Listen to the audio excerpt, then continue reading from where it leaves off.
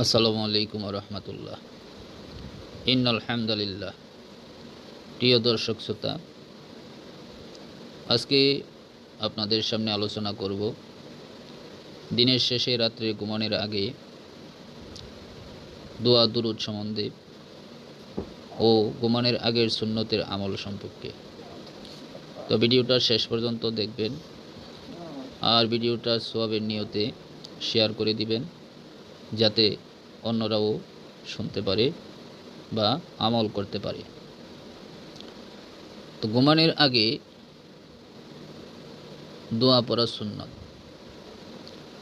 রাসূলুল্লাহ সাল্লাল্লাহু আলাইহি সাল্লাম আমাদেরকে শিক্ষা দিয়েছেন, ঘুমানোর আগে কিছু বিশেষ দোয়া ও আমল করা ঈমান ও আমলের পূর্ণতা আনে।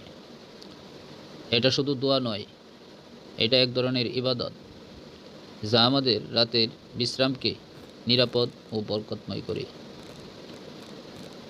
ঘুমানোর আগে দোয়া ও আমল। ঘুমানোর আগে যেই সব দোয়া ও জিকির পড়া সুন্নত: বিসমিল্লাহ পড়া, আয়াতুল কুরসি পড়া, সূরা ইখলাস, সূরা ফালাক, সূরা নাস 3 বার করে পড়ে হাতের তালুতে ফু দিয়ে সমস্ত শরীর 2 হাত দ্বারা মাসে করা, সুবহানাল্লাহ 33 বার, আলহামদুলিল্লাহ 33 বার, আল্লাহু আকবার 34 বার পাঠ করা। ঘুমানোর দোয়া পাঠ করা: আল্লাহুম্মা বিসমিকা আমুতু আহিয়া, অর্থাৎ আল্লাহর নামে মৃত্যুবরণ করি ও জীবিত হই। তারপরে ওযু অবস্থায় ডান হাত ডান গালের নিচে রেখে ডান কাটতে শোয়া। তো ঘুমানোর আগে দোয়া পড়ার উপকারিতা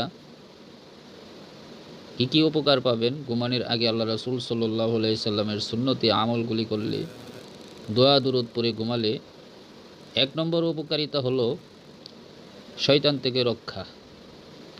আয়াতুল কুরসি এরকম একটি আমল